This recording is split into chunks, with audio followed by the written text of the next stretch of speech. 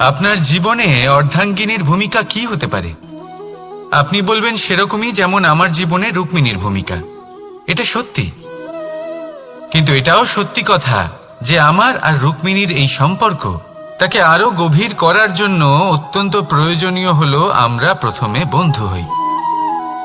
একজন ভালো স্বামী বা স্ত্রী হবার প্রথম পদক্ষেপ বন্ধুত্ব, অর্থাৎ সখা প্রেম।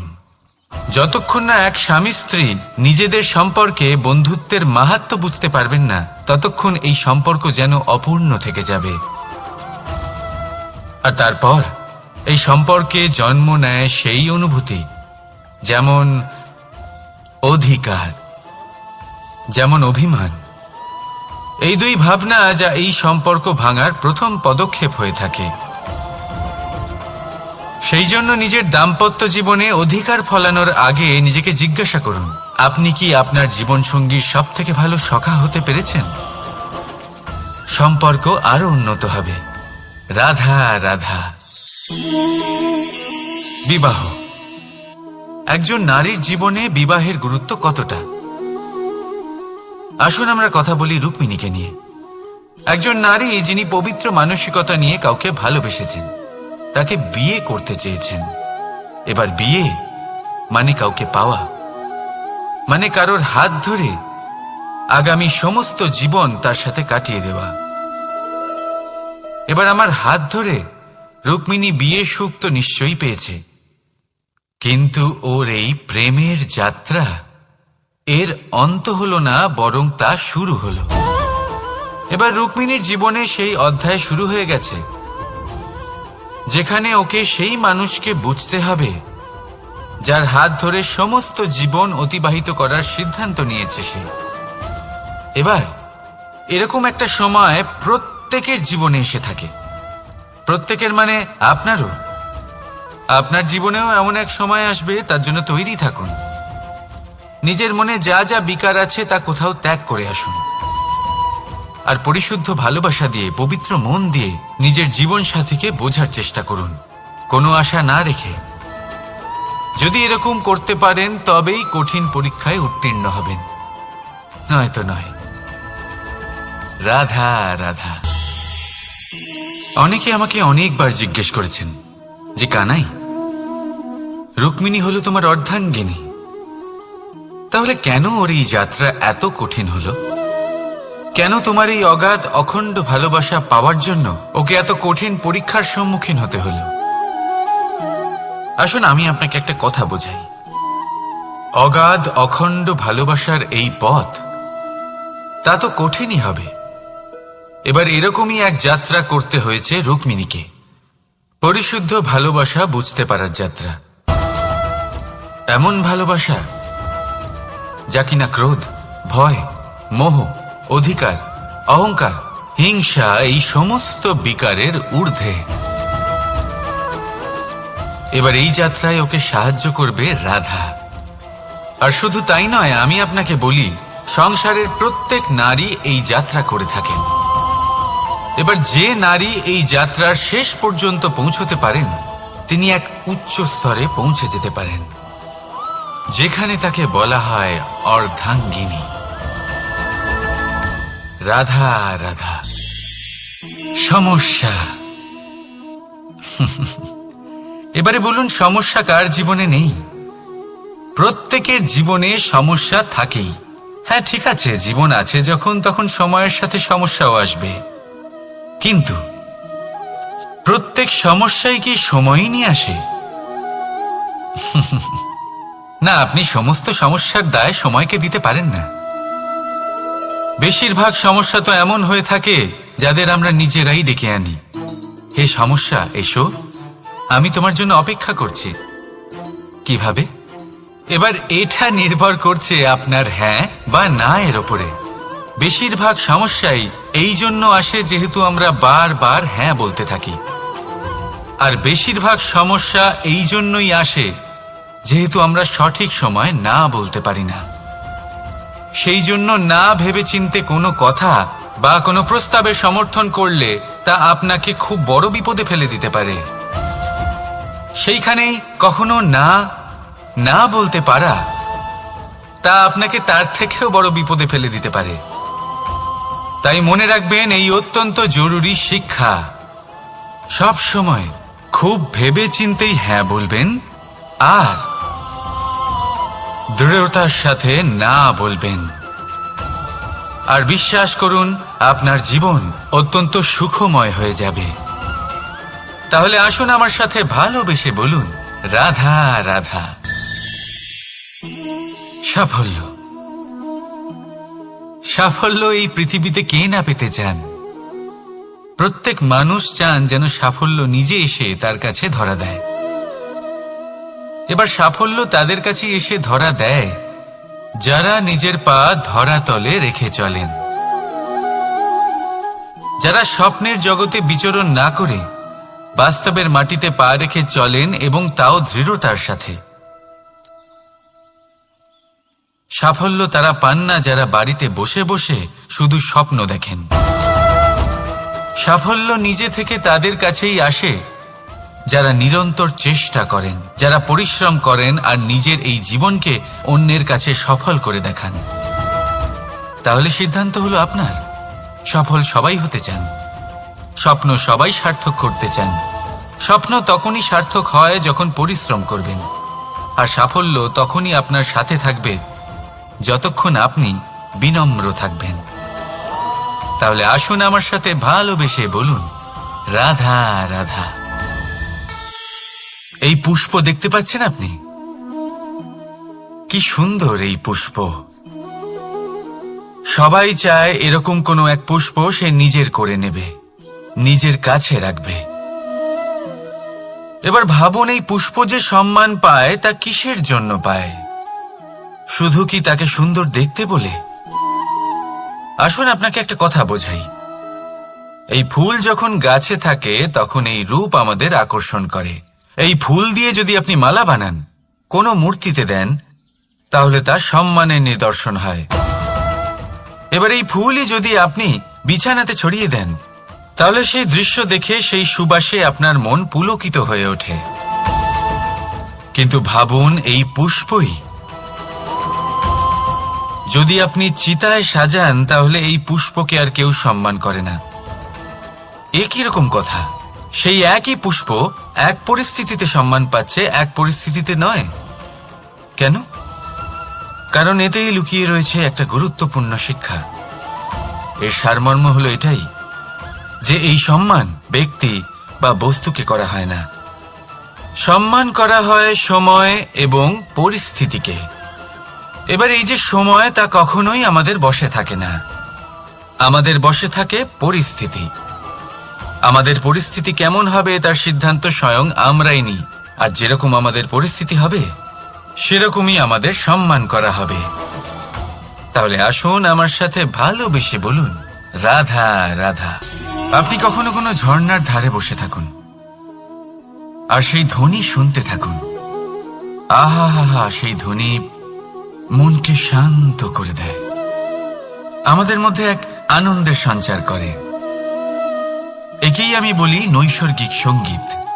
কখনো ভেবে দেখেছেন এই সঙ্গীত উৎপন্ন করার জন্য জলকে কত পরিশ্রম করতে হয়, কি না করতে হয়? ভেবে দেখুন, সেই জল কোথা কোথা থেকে পড়েছে, কত কত পাথরের সাথে ধাক্কা খেয়েছে, কত তীক্ষ্ণ পাথরের সাথে সম্মুখীন হয়েছে, তাকে কিভাবে পার করেছে, নিজের শরীরের সাথে লেগে থাকা সেই পাথরের সাথে কিভাবে সংঘর্ষ করেছে, কিভাবে সামনে এগিয়েছে। ভাবুন, এই সব কিছু হওয়ার পরেই সেই সঙ্গীত উৎপন্ন হয়েছে। এই ঝর্ণার এই মধুর সঙ্গীত কখনো আপনার কান পর্যন্ত পৌঁছতই না যদি সেই জলের বিরোধিতা করার জন্য সেই পাথর না থাকত। এর সারমর্ম কি হতে পারে? সারমর্ম হলো একটাই, এই সব বাধার সম্মুখীন হন, এদের থেকে দূরে পালাবেন না। কারণ এই বাধা হলো নৈসর্গিক, সবার জীবনে এই বাধা রয়েছে। তার সম্মুখীন হন, জীবনের সামনে এগোন। আর আপনিও নিজের ভেতর থেকে সৃষ্টি করুন এই নৈসর্গিক সঙ্গীত, আর এই সংসারে ছড়িয়ে দিন শান্তি আর প্রসন্নতা। রাধা রাধা। সংসারে নিয়তি অনেক কিছু নির্ধারণ করে, যেমন প্রত্যেকটি জিনিসের সীমারেখা। শরীরের মধ্যে থাকা জল, তার মাত্রাও এই নিয়তি নির্ধারিত করে রেখেছে। কি করে? দেখুন, যদি সঠিক সময়ে আপনি পরিশ্রম করে নিজের ঘাম না ঝরান, তাহলে কিছু সময় পরে আপনার চোখের জল অবশ্যই ঝরবে।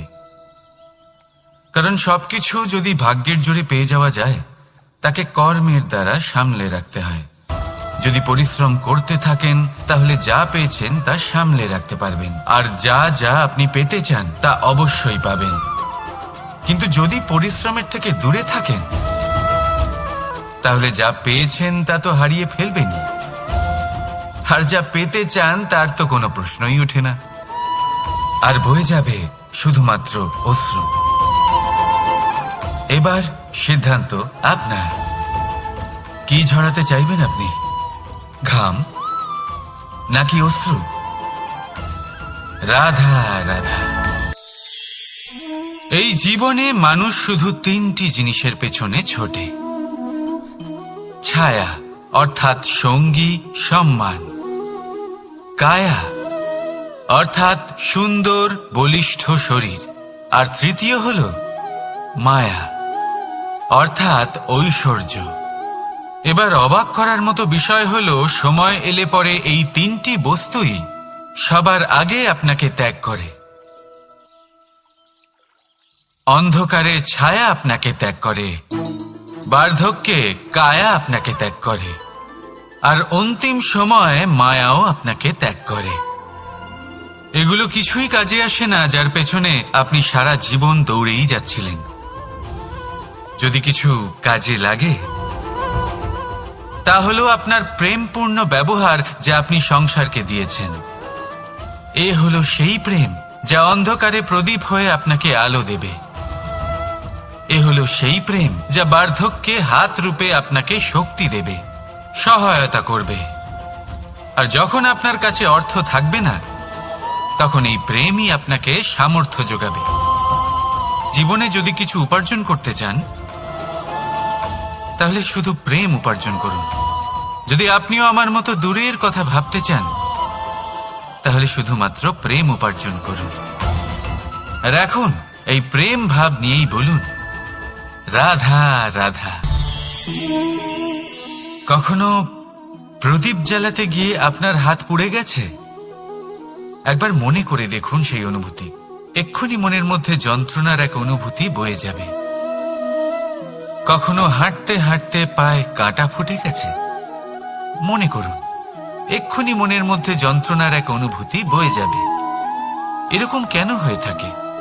কষ্ট তো শুধু তখন হয়েছিল, কিন্তু যদি আজ মনে করেন, তাহলে সেই যন্ত্রণা আপনার মনে মাথায় থেকেই যায়। এরকম কেন হয়ে থাকে যে জীবনে যখনই আমরা যন্ত্রণার অনুভব করি, তারপর আমরা সেই যন্ত্রণা নিজের সাথে বহন করে নিয়ে চলি? কারণ হলো একটাই, চিন্তা। কোনো যন্ত্রণাই এতটা কষ্ট আমাদের দেয় না যতটা কষ্ট এই চিন্তা দেয়। তাহলে এই চিন্তা ত্যাগ করুন, আর ভাবুন যে কিভাবে নিজেকে সব সময় আনন্দে রাখা যায়। আর অতীতকাল এবং ভবিষ্যতের চিন্তা ছেড়ে দিন, এই বিষয়ে ভাবাই ছেড়ে দিন। শুধুমাত্র এটা ভেবে নিন যে আজ আমায় নিজেকে আনন্দে রাখতে হবে, যে করেই হোক। এটা করা শুরু করে দিন। তারপর আপনি দেখবেন আপনার কাল, পরশু, পরের সপ্তাহ, সমস্ত মাস, সমস্ত বছর, পরের বছর, সম্পূর্ণ জীবন আপনি শুধুমাত্র প্রসন্নতাই পাবেন। এবার আসুন এই প্রসন্নতার সাথেই বলুন, রাধা রাধা। কখনো ভেবে দেখেছেন আমরা জিহ্বার সাথে সাথে কান কেন পেয়েছি? এবার আপনি বলবেন, এ তো সহজ কথা, যাতে আমরা কথা বলার সাথে সাথে শুনতেও শিখি। এবারের আরো একটা গুরুত্ব আছে। আগে আমাকে বলুন, নিজের প্রশংসা শুনতে কার না ভালো লাগে? সবারই ভালো লাগে। এটাই হলো মূল কথা। যদি এই কান দিয়ে আপনি নিজের প্রশংসা শুনতে চান, তাহলে সর্বপ্রথম এই জিহ্বা দিয়ে অন্যের প্রশংসা করতে শিখুন। এবার প্রশংসার বিষয়ে একটা অত্যন্ত গুরুত্বপূর্ণ কথা আপনাদের বলি। কখনো যদি কারোর প্রশংসা আপনি করেন তাহলে সবার আগে সেই ব্যক্তির উৎসাহ বেড়ে যায়, আর তারপর নিজে যদি ভেবে দেখেন তাহলে নিজের মনেও সন্তুষ্টি আর প্রশান্তি চলে আসে। আর একবার যদি এই মন প্রশান্তিতে ভরে যায়, তারপরে কেউ প্রশংসা করুক বা না করুক কিচ্ছু যায় আসে না। সেই জন্য সবসময় অন্যের সম্মান করবেন, স্নেহ করবেন, প্রশংসা করবেন, সুখ ভাগ করে নেবেন। যার মধ্যে যেটা ভালো আছে তা বলুন, তাকে মনে করান তিনিও ভালো, তার উৎসাহ বাড়িয়ে তুলুন। তিনি জীবনে সামনে এগোবেন, আর এই ব্রহ্মাণ্ড আপনাকে কখনো পিছিয়ে থাকতে দেবে না। রাধা রাধা। সত্য এবং অসত্য দুটোর মধ্যে পার্থক্য কি আছে? পার্থক্য হলো অ অক্ষরটার। এবার অ দিয়ে হতে পারে আরম্ভ, অ দিয়ে হতে পারে অন্ত।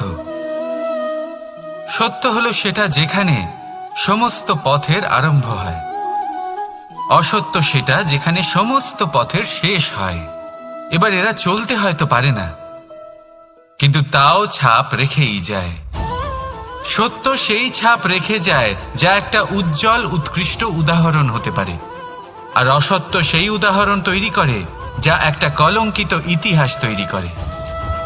এখন আপনি আগামী সময়ের জন্য কেমন ছাপ রেখে যাবেন, এই সিদ্ধান্ত পুরোপুরি আপনার। রাধা রাধা। চলুন একটা প্রশ্ন করি। কোন মানুষকে জিজ্ঞাসা করবেন যে সে মূর্খ, অলস, বিবেকহীন, অসফল এইসব বিশেষণ দিয়ে নিজেকে পরিচিত করতে চাইবে? না। কাউকে জিজ্ঞাসা করুন আপনি কি মূর্খ? না। আপনি কি অসফল হয়েছেন? না। আপনি কি বিবেকহীন? না। এবার বলুন আপনি জীবনে মূর্খ ও বিবেকহীন হবার জন্য কোনো ভালো পরিকল্পনা বানিয়েছেন? উত্তর পাবেন না। কারণ কোনো পরিকল্পনা বানানো হয় না যাতে আপনি মূর্খ বা অসফল হন। মানুষ মূর্খ বা অসফল তখন হন যখন কোনো পরিকল্পনাই থাকে না। দেখুন, একটাই ছোট জীবন, তাকে স্থির করুন যাতে অনেক বেশি সংখ্যক মানুষকে আপনি জুড়ে রাখতে পারেন, অনেক বেশি শান্তি পেতে পারেন, অধিকতর সাফল্য লাভ করতে পারেন, বেশিরভাগ মানুষের পথপ্রদর্শক হয়ে তাদের মঙ্গল করতে পারেন। অসফল হয়ে বাড়িতে বসে থাকার চেয়ে ভালো হলো যে আপনি একটা পরিকল্পনা করে অসফল হন, কারণ তখন আপনার কাছে আরো একটা বিকল্প থাকবে, একটা নতুন পরিকল্পনা বানানোর, তাকে সার্থক করার। কারণ এমন কোনো পরিকল্পনা তো অবশ্যই থাকবে যা আপনাকে আপনার লক্ষ্যে পৌঁছে দেবে, তাই তো? রাধা রাধা। সূর্য কারোর জন্য হলেন শক্তিদাতা ঈশ্বর, আবার কোনো প্যাঁচার জন্য হলো চোখ বন্ধ করে দেওয়ার মতো তীব্র আলো। নদী কারোর জন্য হলো তৃষ্ণা মেটানোর স্রোত, আবার কারোর জন্য বন্যারূপী বিনাশকারী আশঙ্কা। সাগর কারোর জন্য হলো নোনা জলের ভাণ্ডার, আবার কারোর জন্য অগন্তি প্রাণী জগতের সম্ভার।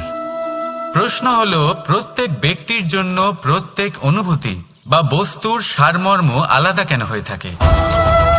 যা কারোর জন্য হলো বিষ তা অন্য কারোর জন্য অমৃত কেন? যা কারোর জন্য অমৃত তা অন্যের জন্য বিষ কেন? উত্তর বড়ই সোজা। আমরা বস্তু বা অনুভূতিগুলিকে সেভাবে দেখি না যেরকম তা হয়ে থাকে। আমরা বস্তু বা অনুভূতিকে সেভাবে দেখি যেরকম আমরা হয়ে থাকি। এবার এর উপায় কি হতে পারে? নিজেকে পরিশুদ্ধ করুন, সব কিছুই শুদ্ধ হবে। রাধা রাধা। প্রেম, ঘৃণা, এই দুই হলো একই শব্দ। কিভাবে? দেখুন না, দুটোতেই আড়াই অক্ষর রয়েছে। দুটোই হলো সেই অনুভূতি যা আমাদের মনের সাথে জড়িত, আর এই দুই অনুভূতির সাথেই জড়িত মানুষ আমাদের জন্য গুরুত্বপূর্ণ। পার্থক্য শুধু এটাই যে প্রেম পায় সম্মান আর ঘৃণাকে করা হয় অবজ্ঞা। এরকম কেন? কারণ প্রেম হলো সেই অনুভূতি যেখানে মানুষ সবকিছু দিয়ে দিতে চায়, সবকিছু লুটিয়ে দিতে চায়। সেখানে ঘৃণা হলো এমন অনুভূতি যেখানে মানুষ সবকিছু কেড়ে নিতে চায়, সবকিছু জিতে নিতে চায়। তাও প্রেমের অনুভূতি কখনো আপনাকে হারতে দেয় না, আর ঘৃণার অনুভূতি কখনো আপনাকে জিততে দেয় না। এবার কি করবেন আপনি? একটাই জীবন, ঘৃণার সাথে বাঁচবেন নাকি প্রেমের সাথে? আমি তো প্রেমকেই চয়ন করব। রাধা রাধা।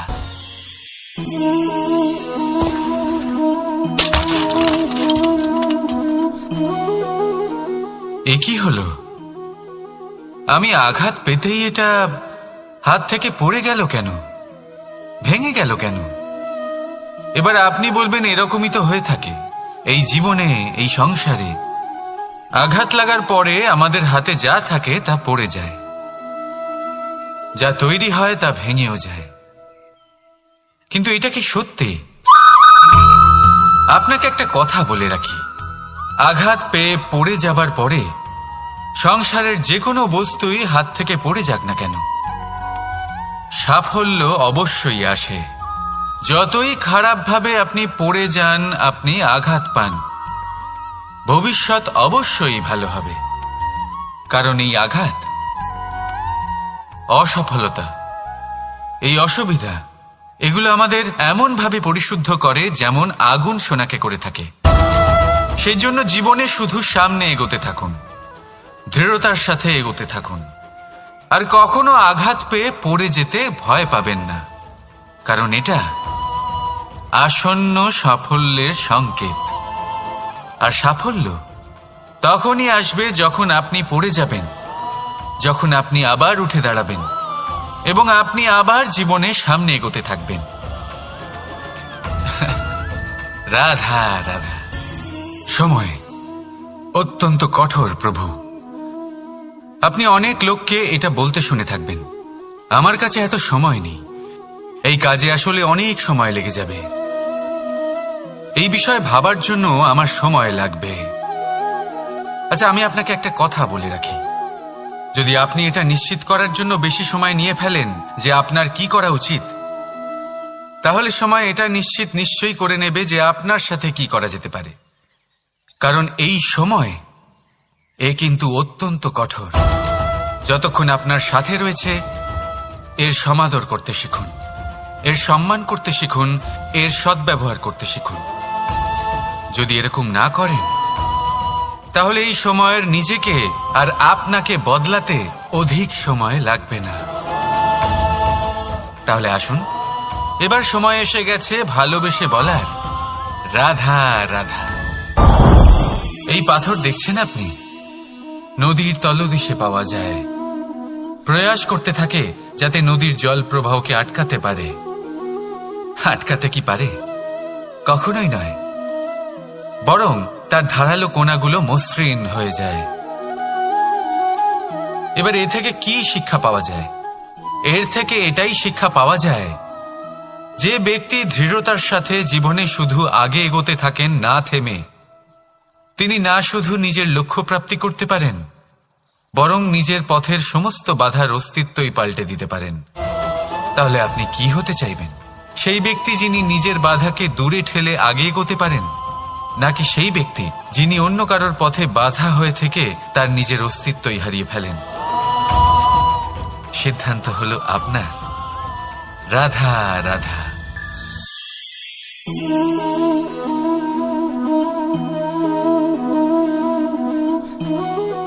এই শুকনো পাতা দেখতে পাচ্ছেন?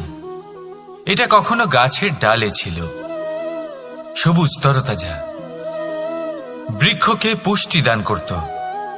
কিন্তু যেই এটা শুকিয়ে গেল, যেই ও পুষ্টি সরবরাহ করা বন্ধ করে দিল, ওকে ফেলে দেওয়া হলো। এবার আপনি বলবেন এটাই তো হলো সত্যি, এটাই তো হলো সংসারের তিক্ত সত্যি। এই সংসার ততক্ষণ পর্যন্তই আপনাকে নিজের সাথে রাখবে যতক্ষণ আপনি নিজেকে উপযুক্ত বানিয়ে রাখতে পারবেন। আমি এটা বলবো না যে এটা হলো মিথ্যে, কিন্তু এটা অবশ্যই বলবো যে এটা সম্পূর্ণ সত্যি নয়। সম্পূর্ণ সত্যি হলো এটাই যে যদি আপনি চান তাহলে চিরকালের জন্য সংসারকে পুষ্টি দান করতে পারেন, আর চিরকালের জন্য সংসার আপনাকে নিজের সঙ্গে রাখতে পারে। কিভাবে? এই শুকনো পাতার উদাহরণই আপনাকে দিচ্ছি। এই শুকনো পাতা প্রথমে টুকরো হবে, তারপরে বৃষ্টির জলের সাথে গলে যাবে, তারপর সার হবে, তারপর সেই বৃক্ষের গোড়াতেই সমাহিত হবে, একটা নতুন অঙ্কুরকে একটা নতুন জীবন দেবে। তাহলে আপনি ভাবুন আপনি নিজের জীবনের সাথে কি করতে চান। যদি কখনো আপনি পড়ে যান, অসফল হয়ে থাকেন, তাহলে আপনি কি এই উৎসাহ হারিয়ে ফেলবেন, নাকি আবার উঠে দাঁড়াবেন আর আবার এক নতুন সংসারের রচনা করবেন? সিদ্ধান্ত আপনার। রাধা রাধা।